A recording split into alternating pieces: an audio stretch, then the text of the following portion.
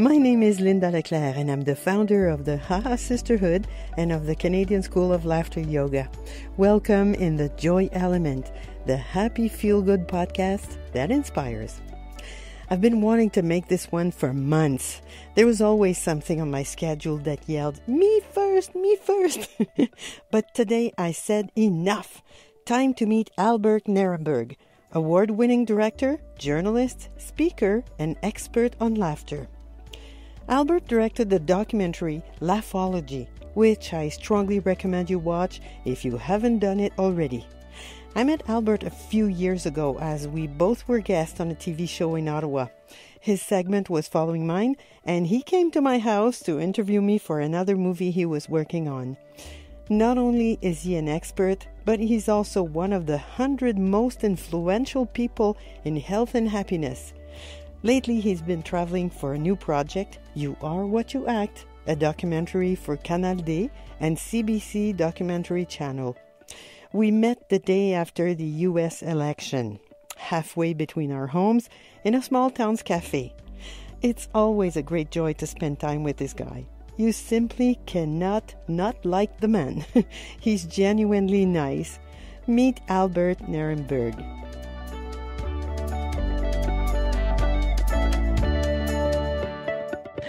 Oh, this is fun. We're sitting together in a new city. I've never been here before. We're in Brockville, and guess what? We traveled, myself from Ottawa, him from Kingston, and we met halfway to have this conversation today. I'm with filmmaker, journalist, laughologist, and great guy in general, Albert NERENBERG. Hello, Albert. Hello, thank you. You're very kind. And I must say that Brockville is very beautiful this morning. Yes, we have a beautiful sunny day. It was supposed to rain, but no, not for us. So, Albert, how about you share with us your pearls of wisdom about what do you do? Because you've been traveling all over. You live in Kingston, you live in Montreal, you work in both places, you're traveling, you're driving, you're working on so many projects. It feels sometimes like, wow, this guy's head is probably about to explode, but no, it's not. How do you know? It might still explode any moment. So what do you do to keep yourself sane when things are getting crazy around you or when your life is very stressful? Well, I should just point out that this morning seems like a perfect morning. Actually, I can't think of a better challenge for your podcast because we are reeling from a nightmarish night last night where Donald Trump has been elected president of the United States, most powerful person in the world, which truly is terrifying. I think that kids all over the world are crying today. I mean, adults too, but kids in particular. I think it's a very scary, depressing moment. I think it was a real slap in the face to all of us who kind of want a better world. It's sort of saying like, no, you're an idiot. You don't deserve a better world. So it's hard. It's really, I find what's interesting about this is that people feel personally affronted, personally, as if Donald Trump has reached the TV, through the TV and punched you in the face and told you that he's going to ruin your life. And that's scary. So my challenge to you in discussing this is, can we overcome that feeling today? And I have to say so to answer your question, the first thing I want to point out is that the sun came up today. Why does that matter? Because I think one of the way our brains work when we have a setback or terrible feeling is that all the cascade of terrible feelings run like a torrent through our minds where we feel like everything is bad. And then we look out and we see, like today was a particularly beautiful morning. I walked my dog along Lake Ontario. It was gorgeous, and I felt happy. I did feel maybe happy the way a guy who might be like going to a concentration camp in a few years is happy, but I did feel happy. Because you were present to what was going on at that moment. You were walking your dog at the lake. Right now, I'm free. It's beautiful beyond any measure. So I didn't make it happen. I let myself just feel those things. They were there waiting for me. But I think you're asking really huge questions. You know, there's the question of how we can be joyful in the face of the challenges. And I live a weird life because I think I have so many weird different roles. So as a journalist, you contend with these kind of like heavy questions, like for example, climate change. How do we feel happy when we know that we're destroying the wildlife on this planet, or that it's very noisy in this cafe, or that we've elected what might be a madman to run the country, to run the world. So those things are very scary. And how do you overcome that? And I would say that my first reaction last night, and this is, I don't know if this is based on any science or theory, was that I remembered people like my parents or grandparents or other people's kind of the old. I went old school on it. I was like, people have been through really hard things in life. People have survived unbelievable hardship. And right now, all there is there's a crazy lunatic buffoon elected president. It hasn't hurt me. It's not stopping me from hugging my kids. It's not stopping me from being happy. It's not stopping me from doing what I do. So I think that's first. That I went back to old world thinking that people survive. You have to remember that. And the other thing is that nobody promised that it would be easy.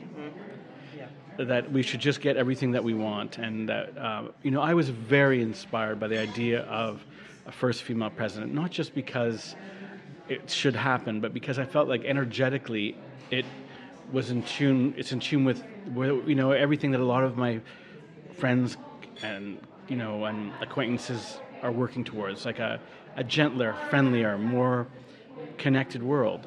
And so it's tragic that we didn't get that, but the reframe, and maybe this is where I can get more into nitty-gritty, is that there is a very clear reframe. And the reframe is that you go and you look at, well, all the efforts that were done. And I noticed a really interesting thing, particularly among my female friends, that in the last few days of the election, they got really inspired. They were like sentimental, emotional about feeling that finally there would be a breakthrough, that things would change. And I think there was a glimpse. Yeah. So we lost. Yeah, we definitely lost the battle. We haven't lost the war, and we won't even call it a war, because war is an old backwards way of looking at it. But that's just the same. But we had a glimpse of something better in the inspiration that occurred around these things. So yes. What you do basically is you put things into perspective because you saw the big picture and not only the small one. When you think of your ancestors who struggled and to survive. So this helped you to bring, to put things in another perspective. I would say there's actually, what's interesting about this phenomena is that there's an old way of saying it, and then there's kind of new ways. So the old way, they'd say, take stock. Take stock means just look at your life and look what you have. We have our health. We live in a great country. I had a scare this week with my dog, maybe a health issue, and I think my dog's going to be okay. So when I take stock, I realize, even though there's something out there in the world that scares me a lot and it's terrifying and depressing, that I take stock and realize that I just have so much. But the other thing, I think, is the reframe. And the reason why reframing is now like a psychological principle that they train people in, and the idea of it, I think, is that that flexibility is the ultimate skill. And if you look at this planet, and this goes right back to Charles Darwin. Charles Darwin was famous for this thing called survival of the fittest, which is misunderstood. People often think that means survival of the most fit, meaning like who's in the best shape. Yeah. What it really means, and who can adapt. So survival on this planet is really about adaptability, and you realize that so many bad things, so many setbacks in life often have a silver lining, though sometimes they're very hard to see. Yeah. But like, for example, it's in film festivals all the time. When people submit films to film festivals and they don't get in, they're often like terribly depressed. And there's an old cliche that everybody trots out. They say when one door closes, another door opens. And that's true. I've seen that a million times. And it's happened in my life a million times, where often when things look the worst, that's where a door opened that I never saw. And that's because maybe we're always a little bit, sometimes we ourselves are a little bit out of tune, and getting knocked on your back teaches you a little bit more about where reality is actually at. So it's not so bad to have setbacks. Setbacks are good. It's how you adapt to them that counts. Yes. It's what you make out of the setbacks, actually. It's the attitude that you decide to have. Yes, exactly. I should point out too that I'm actually working on a documentary that deals with, I think, sort of the subject of what you're talking about. Is that what I also think is exciting. Now, I think these are old, tried and true methods that help you cope with setback or depressing circumstances or not getting what you want. And there's another thing I was thinking about not getting what you want is that there's a really common misconception. Our culture teaches you, by shopping in a sense, because shopping is about getting what you want. I want this food, I want this snack, I want this dinner. You even shop your intentions. That's right. You shop your emotional intentions as well. So we're really trained to think that we're happy when we get what we want. But they do a bunch of studies on these things, and they find out that actually people are often happier when they don't get what they want.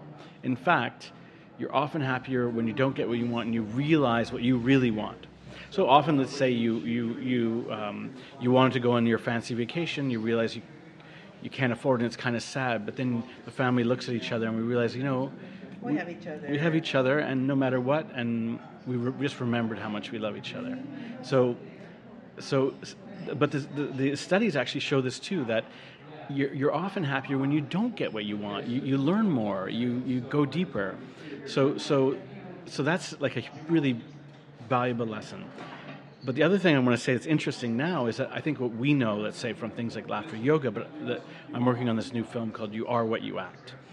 And this idea is like a different idea. This idea is that you can culture more of what you want by acting or believing the things that you want to be.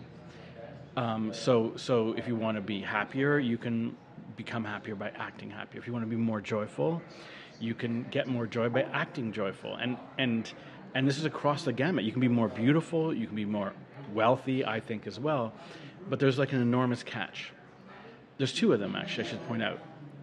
The first catch is that you can't be, you have to calibrate.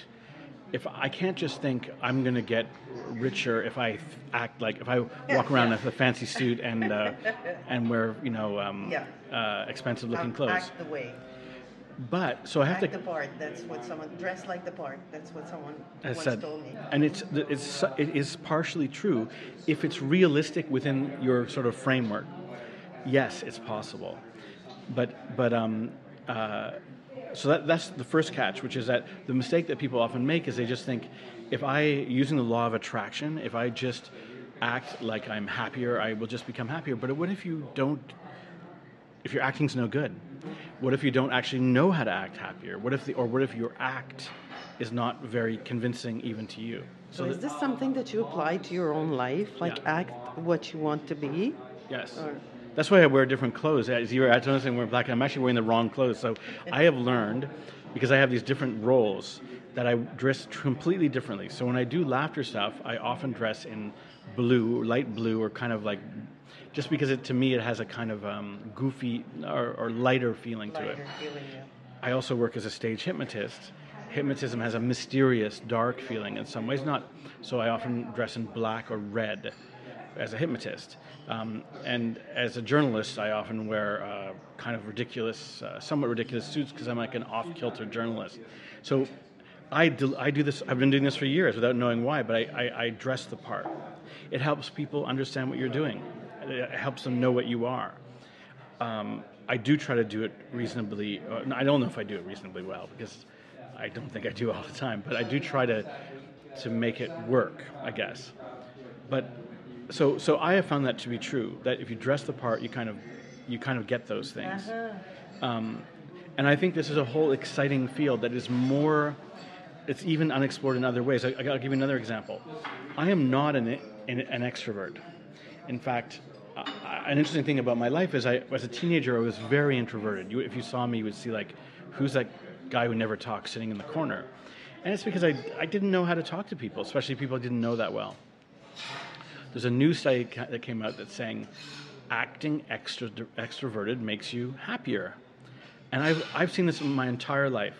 Even though I associate people who just talk about the weather or make superficial conversation. I think, oh, that's petty and superficial. I would rather talk about meaningful things. But you're making contact with people. That's right, and it's recognizing our social life. nature, that we really are social animals and we like to connect. And in fact, and we realize it makes us happy. There's a really weird example of this. It's called the train conversation. If you're taking a long trip, and you're on the train by yourself, people will always report that when they have a conversation with a stranger that may not lead to anything, you just have a conversation with a stranger about whatever, you often feel so much better. Isn't that weird? You make a connection. Well, actually, I was sitting here waiting for you before, and there was this couple, and we started to talk. Like, the woman saw that I was sitting in the sun with my black sweater, and she saw that I moved because it was getting way too warm, and she started to talk to me. And suddenly, I was not a stranger in a coffee that I've never been, or a city that I've never been in, but I was someone making a human connection, and it made me feel better. See, what I believe is that actually teaching extraversion is actually a good thing. And I have to say this, a bunch of introverts, when they hear that, well, they'll get immediately offended. They'll be like, aren't you saying being an extrovert is better than an introvert? And I would say, in terms of happiness, yes, it is. And speaking as an introvert, I was a reluctant introvert. I didn't want to be an introvert. Every introvert would rather be dancing with everyone else, or every introvert would rather be the life of the party. They don't admit it. They would certainly say, no, I wouldn't want to be the life of this superficial party.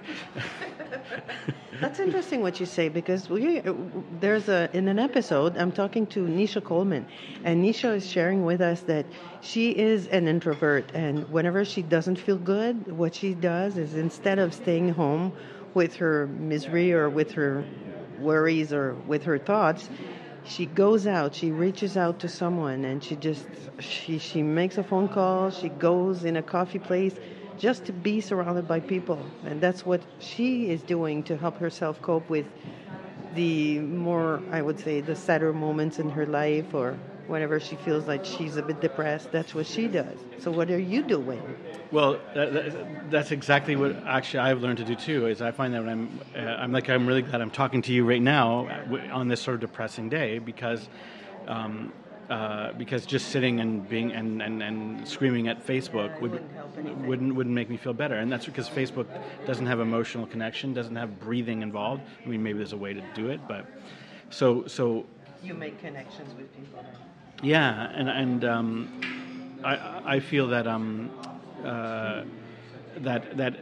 this, I think, is just like an exciting new field, because I don't think people exactly know what extroversion is, and so the idea of like, could I take an extroversion course? You can't right now, but actually I think it would be a great idea. How to be an extrovert, where you learn. Like I have since coming across that study looked at a bunch of patterns. So what do extroverts do? They do a lot of interesting things. They walk into a room, they make small talk. They don't go. No, we don't go deep. You're just flirting. That's right. Almost. If you go deep, person might not understand what you're saying. They flirting in a way that, like, you're flirting with, not flirt, but what's the expression? Flirting is not so bad either, though. Yes. That's a whole other thing. But I think flirting is not so bad as well. But I know what you're saying. Is that it's a playful contact, usually about the weather or about the lineup or whatever it is, and that's how you make the effort to get out of yourself. And a lot of this is taught. If your parents were that way, you did. But my parents were introverted and didn't. You're smelling each other. That's what you're doing. Yes, that's true. Maybe that's a good idea. Smell each other. We're smelling each other. But you see, that's an interesting thing too. Is that I find that part of what this is about is science is now confirming kind of what kind of animal we are. And the truth is that we were thrown into cities and we were thrown into this world, and with not really knowing which animal we are. So I'll give you an example. So if caribou, we all know they're herd animals. So caribou are in a herd. If a caribou said to you, I'm tired of being with the herd. They're so superficial. I'd rather go off on my own and explore. You would go, good luck, caribou. Let's see how long you last. Because caribou is going to get lonely and also eaten by wolves. So we know caribou is a herd animal. People, we haven't been clear, what kind of animal are you when you're happy? And I find that human beings are happy when they are the king of Kensington. Do you know what I mean? Which is that you're happy when you arrive in your village and you walk down Main Street and everybody pretty well says hi to you. Even people who don't like you say hi to you. Everybody waves hi, and you feel like you're both physically part of the town and you're part of a community, and you connect. That is when people are happiest. They have a sense of well-being. They're less neurotic, and so I believe that actually extraversion, strangely enough, is a new modality for emotional health. And I think it's to be explored because, again, it has no rules, and there's nobody who is a teacher of it except for extroverts you probably know. So that's what you do when you feel like, oh, I don't feel so good. You reach out, you go to other people. Yes. If I take agency, which means I recognize I'm not feeling good and I have to do something. I also laugh. I also smile. I find smiling in the morning, and I am working towards trying to develop a routine because I think that is extremely valuable and hard. It's very hard. So my routine would be, from what I understand, if I was able to do this is what I would do. I would get up. The minute I was conscious, I would smile. This is a Buddhist principle that goes way back, changes your body chemistry, and also new science shows that smiling does something very interesting to your brain. It biases you towards seeing more things to smile about. So the idea is that you actually change the way you think, and you are now more likely to find things that make you smile. Isn't that weird? And one of the things that I'm following, though I don't know where this is going to go, is that there's a new theory, a very hard theory to explain the way the universe works, called biocentrism. And it's a theory that's based on quantum physics, quantum mechanics, but it seems to go along with the idea. It goes with the idea that these observations that matter is different, behaves differently when it's being observed. But what's interesting about biocentrism is it says that the universe, the old view of the universe is that it's a cold universe, and we are part of sort of consciousness wandering through this cold universe. Well, what the new theory says is that it's not the universe that made consciousness; it's consciousness that makes the universe. So this is why this is so powerful. So you make your reality, and again that requires calibration, because when people say, "Oh, I make my own reality," and we say, "Okay, well today I'm going to be a billionaire, and I'm going to meet everybody's going to love me, and I'm going to feel great, and I'm going to hug everyone I feel like hugging." Well, that's not within the realm of the real. No. So that's why calibration, and that's the part they don't teach, in my view. People who teach law of attraction, all that stuff, they don't say one of the secrets, the missing secret of the secret, is calibration. That you have to, it's in the measure of things that counts. Like, are you able to make more money in the field that you're in, and can you do it this way, and does it make sense now to attract that kind of power? So that's what I find. That's where I feel there's new ground to be covered. Very interesting. I was going to ask you now. What do you do personally when you're stressed out to just relax? And because I've heard very many interesting subjects that you mentioned here, but I'm just curious because I know that you do things. Yeah, the most effective thing is breathing. A simple explanation is that, and I worked with a lot of people who have anxiety or things like that, and when you get threatened and when things are bad, your chest tightens without you knowing it. Usually, all of a sudden you're not getting enough air, which produces a bad feeling, and now you've got a feedback loop. So what do you do when you experience that? Do you experience that? Yes, I do Yes, I've had many. Well, we're normal. We're like everybody. Yeah. Once in a while we experience these things. No, but I also have chosen. I can tell you that the subjects I choose for films or the subjects I choose for workshops are. Was another thing I do is I do a different workshop every day. Meaning, I find that and some people say to me, "Why did you change it from last time? It was perfectly fine." It's because I figured out something new. There's a better way to say it. I don't play it safe. There's safer ways to live, and I've often chosen controversial or dangerous ways. So that produces sometimes it produces a lot of blowback. Yeah. And so I've gotten in trouble in lots of places, in different fields. So then you breathe, and that's the first thing that you do? First thing I do is deep breathing, and I do the ratio change. So the theory is that, it's funny because this is something you learn in hypnosis. So you want to hypnotize somebody, you tell them to change their breathing. So you basically say, make your out breath longer than your in breath. And, there's science behind this, which says that what that does is it moves you over to the parasympathetic nervous system, which is the calm one. So once I'm in my calm one, the way I look at it is that I can now deepen that feeling, make myself even more calm. And that's what I work on. I'm calm. But again, like, you have to be realistic too. Like, if somebody's in the process of beating you up, it's not time to do deep breathing. There's some times in your life where you have to, like, wake up and fight back, or wake up and do something. And that's why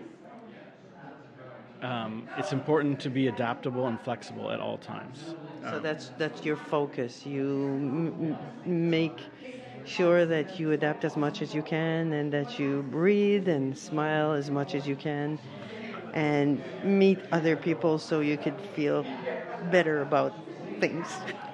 I think you said it in a nutshell. Feel better about things is the... But yeah, no. Or events, or people, yes. or you know what I mean. Yeah. And I'm sure people know what I mean too, like things but in general. I would say, like, if you have so let's say you're listening to right now, and you've had a setback,